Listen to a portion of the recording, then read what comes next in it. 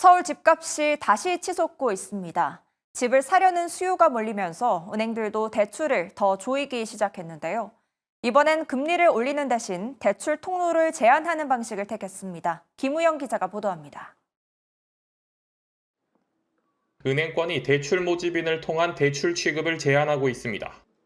하나은행은 오늘부터 대출 모집법인마다 신규 대출 한도를 제한하기 시작했습니다. 은행 자체적으로 가계대출을 조절하겠다는 겁니다. 농협은행과 신한은행도 다음 달에는 대출 모집인을 통한 주택담보대출을 더 이상 받지 않겠다고 밝혔습니다.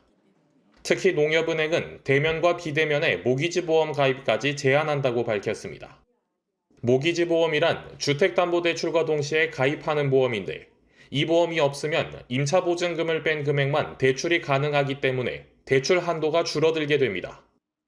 이 외에도 대출 만기를 줄이는 등 다양한 방법으로 대출을 조이고 있습니다. 기준금리가 낮아지고 있지만 자산 가격이 오를 것이라는 기대가 커지면서 가계대출은 오히려 폭증하고 있습니다. 5대 은행의 가계대출 잔액은 이달 750조 원을 돌파한 상황. 다음 달 스트레스 DSR 3단계가 시행되는 점을 고려하면 그 전까지 대출 수요는 계속 이어질 것으로 보입니다. 하지만 문제는 7월 이후에도 이 같은 대출 증가세가 꺾이지 않을 수 있다는 점입니다.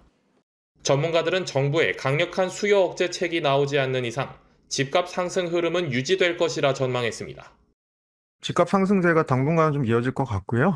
은행들을 조금 쪼는 방향으로 하든지 간에 가계대출 관리는 들어갈 것 같은데 거래도 늘고 호가도 올라가는 상황.